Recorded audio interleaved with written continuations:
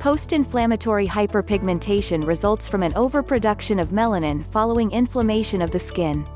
Cytokines and inflammatory mediators can have a stimulating effect on melanocytes, resulting in increased production of melanin.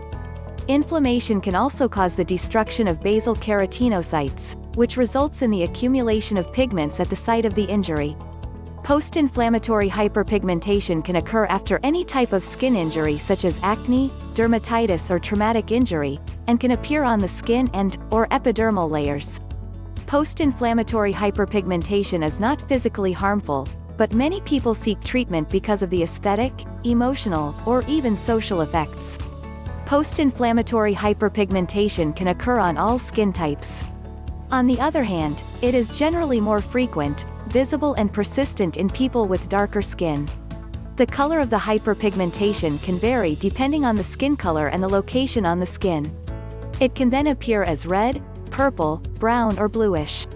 There is also a correlation between the intensity of the original inflammation and the intensity of the resulting post-inflammatory hyperpigmentation. Repeated inflammation at the same site, such as recurring acne pimples, and repeated sun exposure can exacerbate post-inflammatory hyperpigmentation. How to avoid it? Post-inflammatory hyperpigmentation is known to take a long time to treat. It is often said that an ounce of prevention is worth a pound of cure. Avoiding inflammation is the best way to avoid post-inflammatory hyperpigmentation. You should also avoid doing anything that causes the inflammation to worsen, such as scratching an acne pimple or pulling off a scab after an injury. I have spots on my skin, how can I get them off? Fortunately, there are many well-researched treatments available to treat age spots. Here are some of the more well-known topical treatments.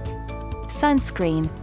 Post-inflammatory hyperpigmentation treatments increase the skin's sensitivity to the sun, so it is advisable to combine it with the use of a broad-spectrum SPF sunscreen. Our HRB3 Anti-Dark Spot Day Care contains a combination of anti-dark spots and sun protection active ingredients. Otherwise, there is a good chance that not only will the treatment fail, but it can also cause further damage to the skin. Used alone, sunscreen can help prevent any existing hyperpigmentation from getting worse. Retinoids. These vitamin A derivatives are commonly prescribed for acne, but can also help reduce hyperpigmentation. They work by increasing epidermal turnover, facilitating the dispersion and elimination of melanin.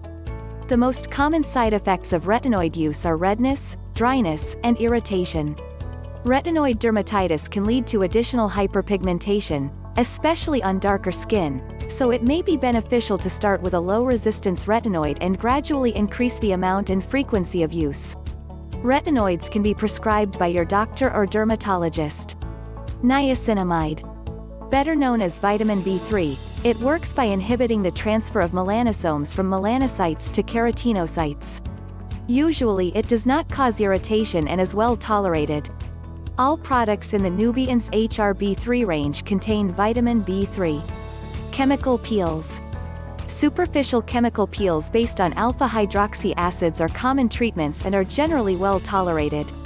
Chemical peels work by promoting the exfoliation and dispersion of the basal layer of melanin. Gels of glycolic, lactic and salicylic acid have been shown to be effective in the treatment of hyperpigmentation. Glycolic acid may also be effective in the treatment of superficial atrophic scars because it increases the synthesis of collagen through the skin. Potential side effects can be a burning sensation, redness, and skin irritation or tenderness. Salicylic acid can cause dryness, especially for people with drier skin. Excessive irritation can lead to additional hyperpigmentation, so it is important to choose the ingredients for your treatment carefully, taking into account your skin type and any allergies and/or sensitivities. The precautions for use of products containing it, such as Nubian's HRB3 anti-stain serum preparer, are also to be observed carefully. Vitamin C. The antioxidant properties of vitamin C may help reduce melanin synthesis. It also has anti-inflammatory effects and photoprotective properties. Vitamin C is not very stable in solution and must be stored carefully. It is most effective when combined with other treatments. Vitamin C is available in many OTC products. AHAs, fruit acids. In addition to being used as a peeling agent, Alpha-hydroxy acids, or fruit acids, can be used in lower concentrations daily to help exfoliate the skin. Over time, this can help reduce hyperpigmentation. Many skin types can tolerate regular use of AHA along with other treatments. Many AHA products are available over the counter. Azoleic acid. This is a dicarboxylic acid that was developed for the treatment of acne and rosacea. In addition to fighting acne by killing bacteria and decreasing keratin production, it can help decrease hyperpigmentation by inhibiting tyrosinase and cytotoxic effects on abnormal melanocytes. It is generally well tolerated, but can cause redness, burns, irritation or allergic reactions. Azoleic acid may be prescribed by your doctor. How long will it take to leave? The healing process is unique to each person. It can vary widely depending on your skin color, the severity of the post-inflammatory hyperpigmentation, the treatments you choose and the consistency in the application of the treatment. In some cases, the hyperpigmentation spots can remain long-term or permanently. For some people, especially those with darker skin tone, a minimum of 3 to 6 months of treatment is required before significant improvements are seen.